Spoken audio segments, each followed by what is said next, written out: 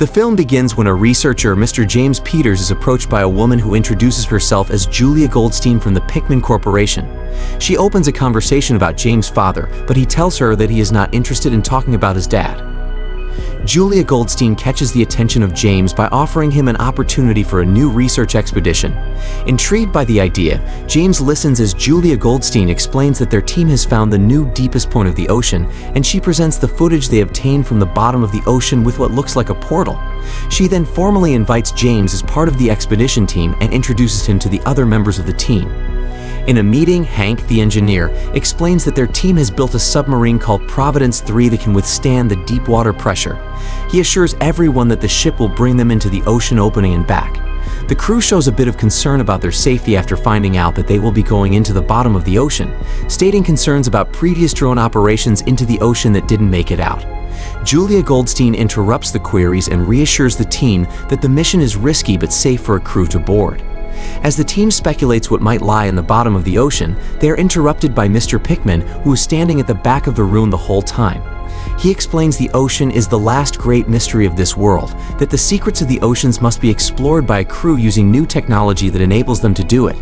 Julia Goldstein distributes files that explain the expedition details that includes a 2-month training and gives them 24 hours to decide if they will join the team or not.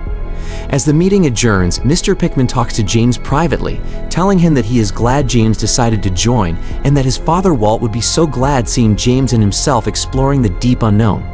James replies saying that he is still undecided about the expedition, but Mr. Pickman tells him that the mission would not feel right without James in honor of his father. The crew talks about the expedition over lunch and some drinks. While most of the crew seem excited about the mission, Christine seems concerned about the safety of the mission. Realizing that everyone seems to be on board, she steps out to think about it but is followed by James.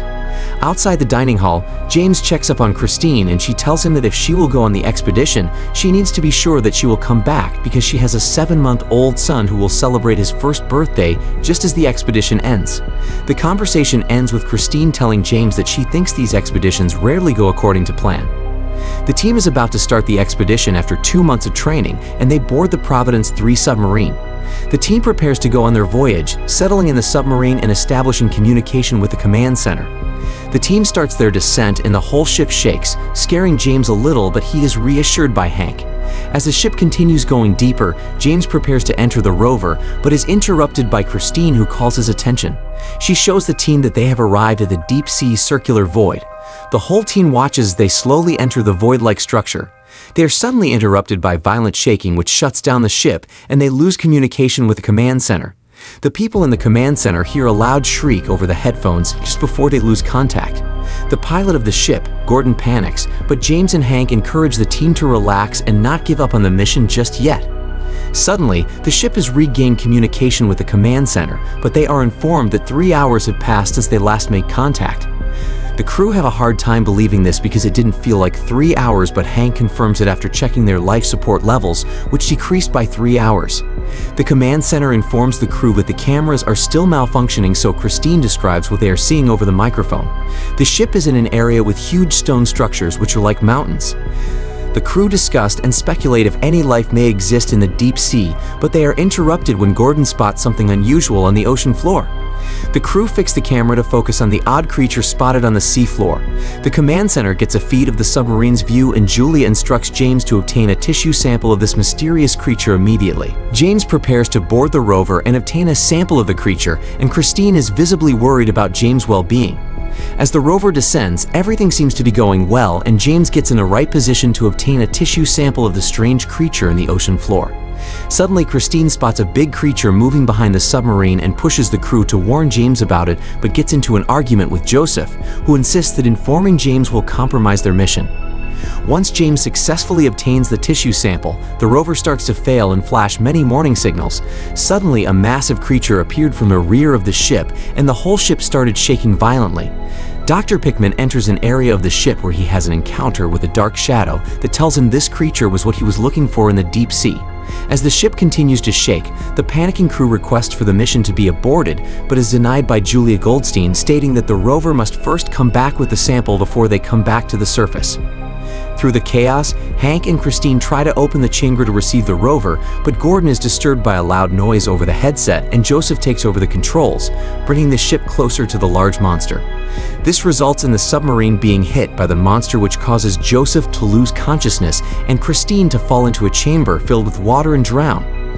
Gordon communicates with James and the rover to return to the ship at once, but Hank hurriedly informs Gordon that they cannot let the rover in yet because Christine fell in the chamber.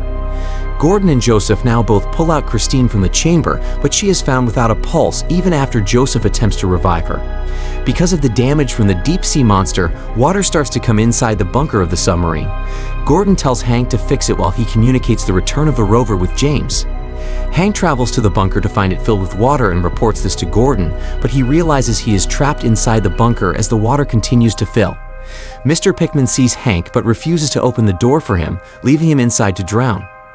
Back in the ship, James returns to the ship to find Christine's lifeless body. He is furious that the crew is not helping her and attempts CPR on Christine until she finally regains consciousness, which relieves James. The submarine successfully exits the deep-sea portal, but Joseph reports to the crew that the whole front of the ship is filled with water, so they cannot say how long it will take to resurface. Suddenly, the tissue sample from the rover starts moving, which startles the whole crew. Mr. Pickman comes out and tells the crew to start research inside the ship despite James and Christine telling him to wait until they resurface. They transport the specimen to the laboratory of the submarine where the whole crew is gathered, examining it.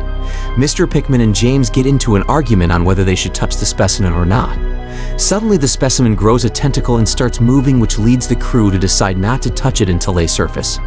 Meanwhile, Joseph is seen loading a gun and hops on a private call with Julia Goldstein, who tells him to protect the tissue sample to ensure that they get the money, revealing their ulterior motives in the expedition.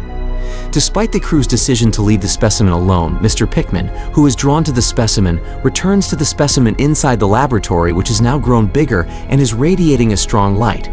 Mr. Pickman approaches it and spreads the specimen's slime all over his body, which allows the creature to take over his body.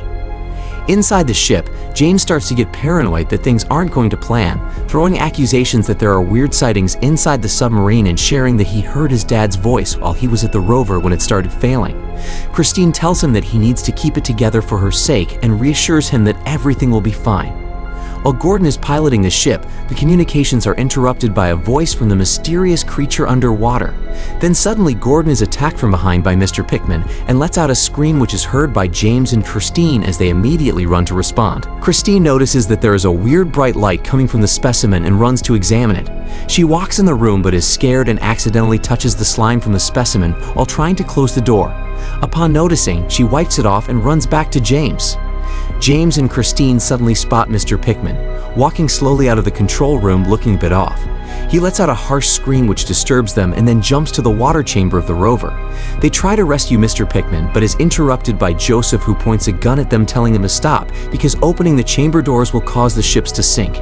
James insists on saving Mr. Pickman, but Joseph tells James to just leave Mr. Pickman alone because Mr. Pickman knew what the creatures were even before they went into the ocean.